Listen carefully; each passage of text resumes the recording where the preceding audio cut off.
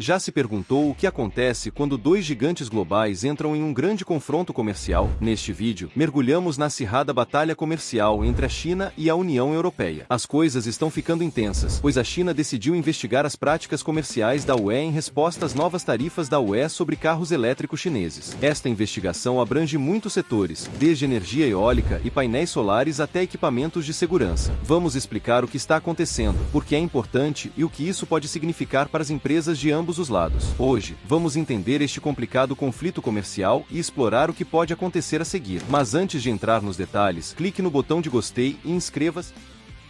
Estamos sempre trazendo as últimas e melhores atualizações, então você não vai querer perder. Vamos direto ao ponto. As tensões comerciais entre a China e a União Europeia realmente aumentaram recentemente. Tudo começou com disputas sobre subsídios e tarifas. A UE tem investigado várias indústrias chinesas importantes, como energia eólica, painéis solares e veículos elétricos. Eles estão preocupados que o governo chinês esteja dando vantagens injustas às empresas domésticas nesses setores por meio de apoio e subsídios. Para tentar equilibrar as coisas, a UE começou a impor tarifas provisórias de até 37,6% sobre os veículos elétricos fabricados na China, que entraram em vigor em 5 de julho. Mas a China não está aceitando isso passivamente. Em uma medida recíproca, em 10 de julho, o Ministério do Comércio da China, MOFCOM, lançou sua própria investigação. Eles querem ver se as investigações da UE sobre as empresas chinesas estão realmente criando barreiras comerciais injustas que violam o tratado econômico entre os dois lados. Esta investigação chinesa cobre uma variedade de indústrias, como ferrovias, energia solar e eólica e equipamentos de segurança. Ela foi motivada por queixas de grupos empresariais chineses. O MOFCOM diz que planeja concluir a investigação até 10 de janeiro, com uma possível extensão de 3 meses. E a China não para por aí. Eles também lançaram suas próprias investigações sobre importações europeias, como carne suína e conhaque. A China quer saber se as ações da União Europeia contra as empresas chinesas devem ser consideradas barreiras comerciais. Isso pode realmente abalar como as duas potências econômicas fazem negócios uma com a outra. Se concluírem